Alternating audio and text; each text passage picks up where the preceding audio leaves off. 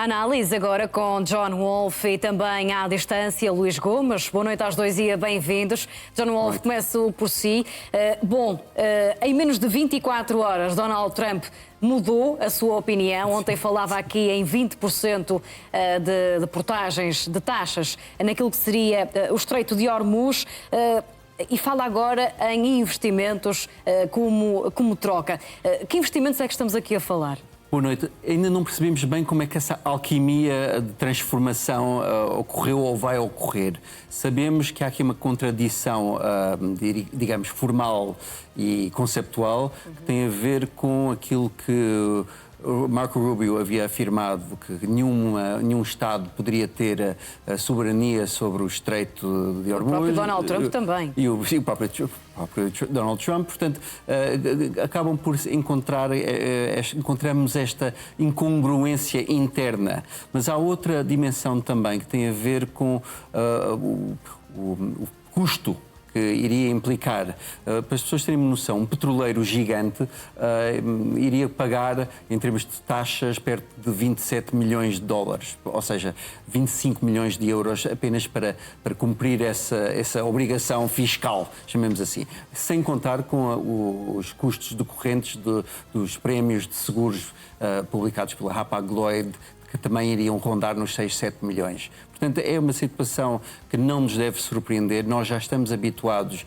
a esta diplomacia incoerente, coerciva, mas ao mesmo tempo inconsistente. Portanto, é algo que também deve ser tido em conta, que também a própria Comissão Marítima Conjunta, isso é outro organismo que inclui o Iémen, inclui os Houthis, inclui a Arábia Saudita e a ONU, também afirmaram que a passagem em Hormuz é livre. Portanto, não é apenas uma decisão a duas vozes entre o Irão ou os Estados Unidos, ou o Irão e os Estados Unidos. Há outros atores que estão a ser envolvidos. Já temos mais beligerantes, de uma forma direta ou indireta envolvidos. Temos a Arábia Saudita, que também deve ser referido. Temos o Iémen, devemos incluir neste rol de incidentes o ataque que aconteceu da parte, não sabemos bem se foi perpetrado pelas Forças Armadas do Iémen contra o seu próprio aeroporto, em virtude da chegada de um avião iraniano, supostamente com equipamento, mas tudo isto vai engrossar ainda mais o enredo e tornar ainda mais difícil a nossa análise. E Luís Gomes, ainda sabe-se pouco acerca destes investimentos, mas o que é que têm a ganhar de facto os países do Golfo? Muito boa noite, Bruna. Muito boa noite, John Wolfe também. Eu acho que, em primeiro lugar, a grande notícia não é efetivamente que a guerra continua, é que eu acho que a guerra está a mudar de natureza. Não envolve apenas este conflito entre os Estados Unidos e o Irão. Neste momento está a redesenhar todo o equilíbrio em todo o Médio Oriente. Depois gostava de falar também sobre a intervenção da Índia hoje. Mas relativamente a esta matéria, eu acho que ninguém percebe aquilo que Donald Trump quer dizer com as taxas dos 20%. Eu acho que é mais uma areia para os olhos, para tornar tudo isto mais confuso, que é o que realmente pretende. Eu acho que Donald Trump pretende que isto fique confuso, porque eu não sei se efetivamente ele tem vantagem, se ele pretende acabar com a guerra no Estreito de Hormuz, porque aquilo que está em causa, e quero aqui muitas vezes sublinhar, é o controle energético global. Agora, prescindiu dos 20%, que é uma contradição à própria natureza do acordo, à própria natureza deste conflito. Aliás, ele supostamente está a retaliar o Irão, porque o Irão estava a impedir que livremente os barcos pudessem navegar ao largo do Estreito de Hormuz. Portanto, cobrar agora 20% era uma matéria que ele próprio criticou o Irão há poucas semanas atrás.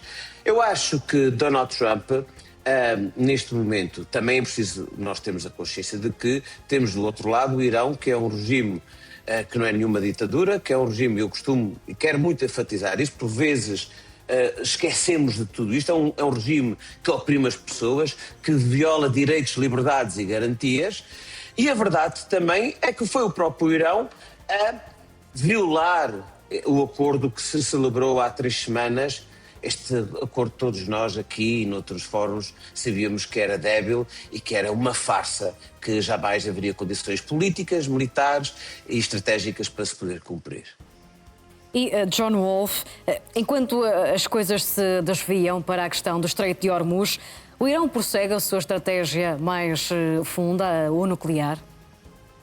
Aliás, eu penso que sim, ou seja, não desistiu desse desígnio, é um bocadinho um valor fundamental, um core value que garante a sua subsistência, a sua continuidade, manter um pouco esse mito também vivo, porque também não sabemos, e há esse problema da continuidade da própria Agência Internacional de Energia Atómica, conseguir fazer a determinação exata em que estado de desenvolvimento se encontra. E, aliás, os Estados Unidos já falaram ainda ontem sobre a possibilidade de impactarem um quarto site nuclear chamado Pickaxe Mountain. Portanto, traduzido para português seria o Monte da Picareta ou a base militar de Parchin. Portanto, mantém também os Estados Unidos esta reserva de argumento profundo, que é, no fundo, a linha argumentativa repetida, vezes em que nós não queremos, não vamos deixar o Irão ser uma potência nuclear, da mesma forma que o Israel diz isto.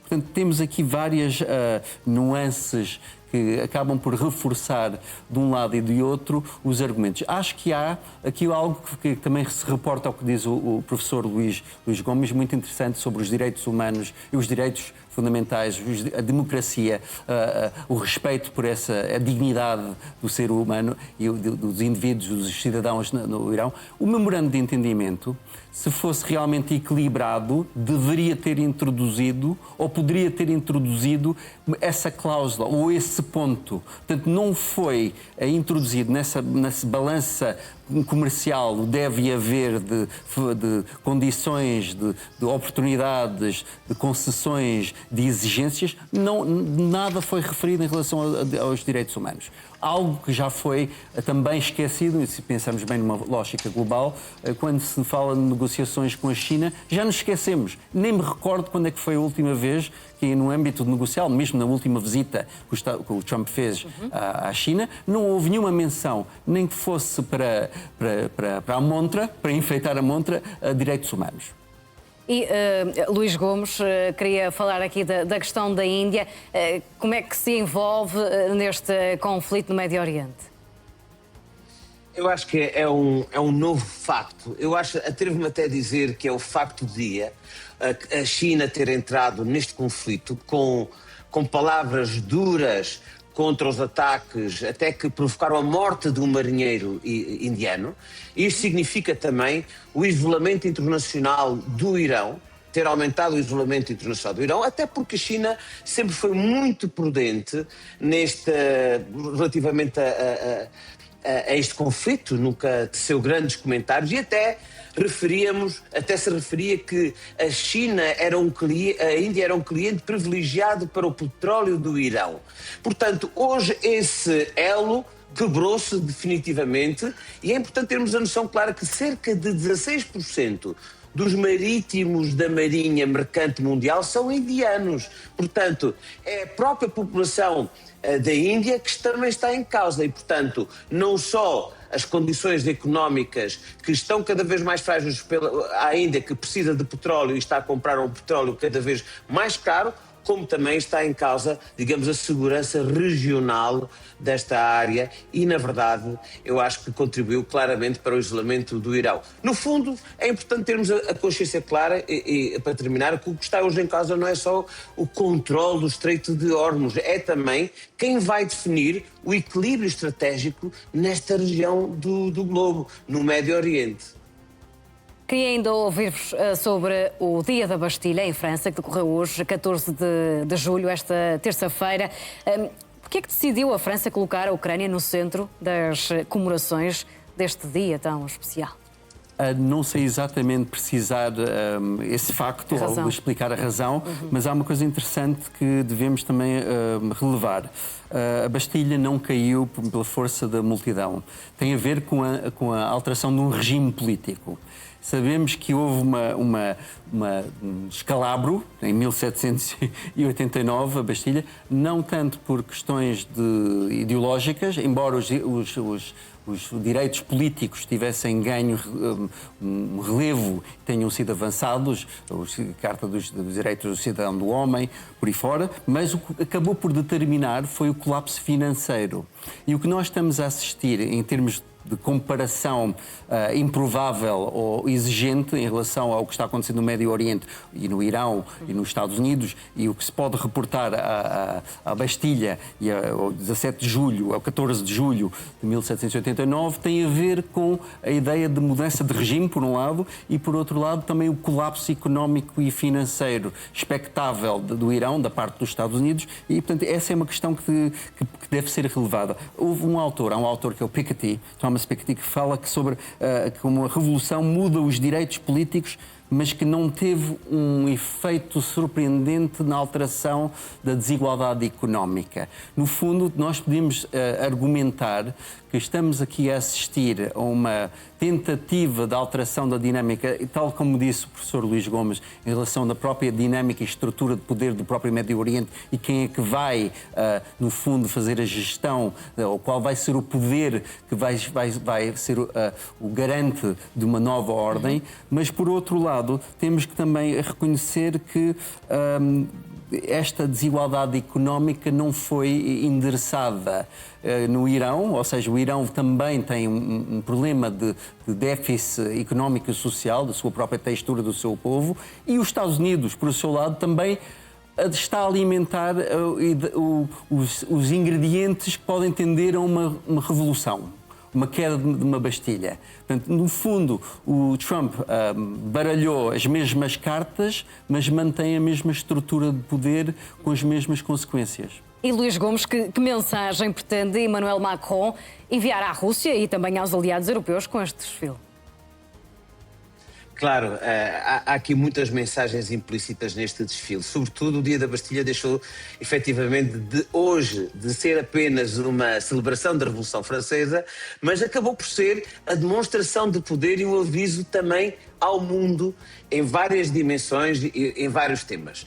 Em primeiro lugar, hoje foi o palco onde se disputou a futura liderança política da Europa, em que esta foi a última celebração da Bastilha dos mandatos de Emmanuel Macron, e portanto eu quis dizer, eu vou ser o novo líder da Europa e comigo a Europa terá uma política mais firme, sobretudo de defesa deste continente, deste território, destes países, e é claramente um aviso a Putin, mas também a Donald Trump, a dizer que a Europa, ao contrário do que sucedeu na guerra do Irão, dos Estados Unidos contra o Irão, vai fazer parte manifestamente da equação, mas também, curiosamente, também houve uma questão interna, que enquanto Macron desfilava como presidente pela última vez, Marine Le Pen começava simbolicamente também a caminhar para o Elyseu, em que se tornou-se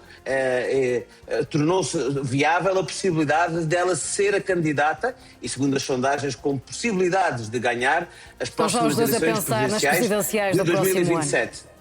Com certeza, sem dúvida nenhuma. E pronto, basicamente é isto. O Dia da Bastilha acabou por celebrou-se o passado de França, é certo, mas também ditou-se o futuro político do país e do continente europeu. Muito bem. Luís Gomes, John Wolfe, quer dizer mais alguma coisa? Só queria acrescentar algo que vem ao encontro desta ideia também de intervenção maximalista da França em relação à Europa, que tem a ver com duas coisas também. Macron licencia à Ucrânia o fabrico de interceptores Aster e mísseis de cruzeiros Scalp, mais 16 caças Rafale só operacionais em 2028 e 2029, que de certa forma vão ao encontro, uma resposta direta à promessa que os americanos fizeram dos Patriot, a licenciamento de produção do Patriot. Portanto, isto também eles formalizaram em Paris uma coligação para a produção de um sistema antibalístico alternativo aos Patriot. Portanto, isto também joga, para além do simbolismo da própria evocação, da celebração, há aqui um lado material e bélico. Para Donald Trump. John Wolfe, Luís Gomes, obrigado aos dois e uma boa noite.